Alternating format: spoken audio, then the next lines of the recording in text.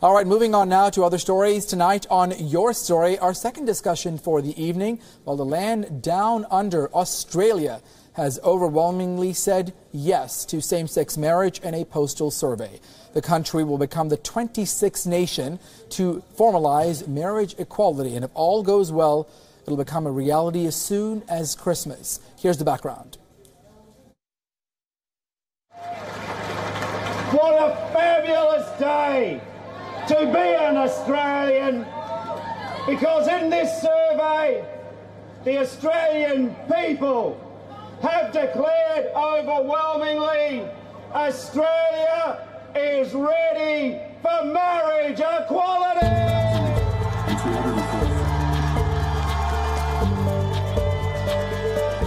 Tears, hugs, applause and rainbows. This is what Australia wants. Equality, freedom from prejudice and choice. The choice to love and marry who they want. They voted overwhelmingly for same-sex marriage, paving the way for legislation by the end of 2017. 62% of registered adults voted to legalize gay marriage in a postal survey.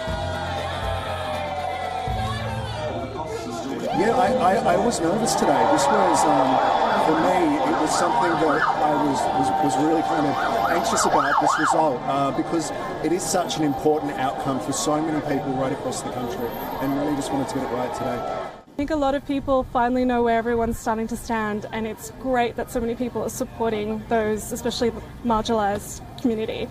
I'm just really relieved that a lot of people I know are going to have such a fantastic feeling from this. If all goes well, then same-sex marriage will be a reality in Australia by Christmas.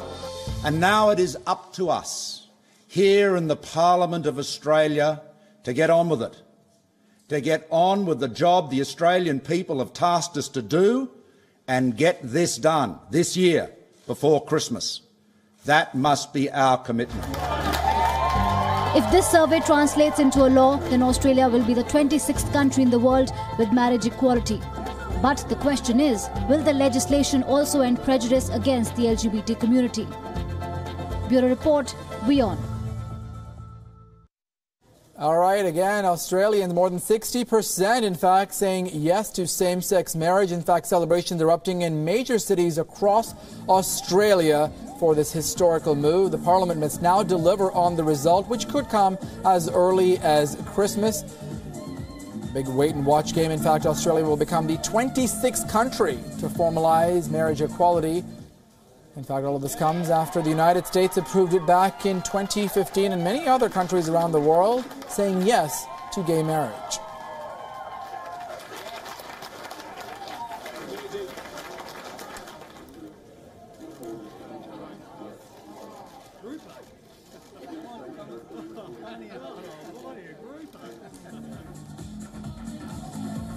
All right, well, more than 60%, as we mentioned, of Australians went out. They voted to legalize gay marriage. Around 12 million people, in fact, voted for it, which, in fact, is about an 80% turnout. So a huge number, huge turnout. Let's take a look on your screen right now. The countries in the recent years that have now legalized gay marriage. Here they are. Argentina in 2010, Belgium in 2003, Brazil in 2013, Canada in 2005, Denmark in 2012, England in 2013, Finland in 2015, Europe next, France in 2013 saying yes to gay marriage, Germany just this year in 2017, Ireland in 2015, the Netherlands almost 20 years ago back in the year 2000, New Zealand in 2013, Norway in 2008, Portugal in 2010, South Africa in 2006, Spain in 2005, Sweden in 2009, and the U.S.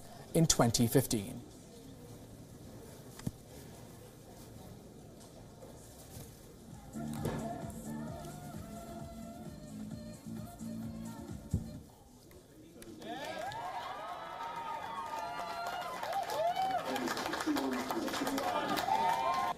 The automobile industry is one of the biggest drivers of growth in India, but at what cost? As the debate on pollution continues and its reasons continue to pile up, a survey in Bengaluru reveals a substantial dip in pollution levels among the metro lines. Here's the story.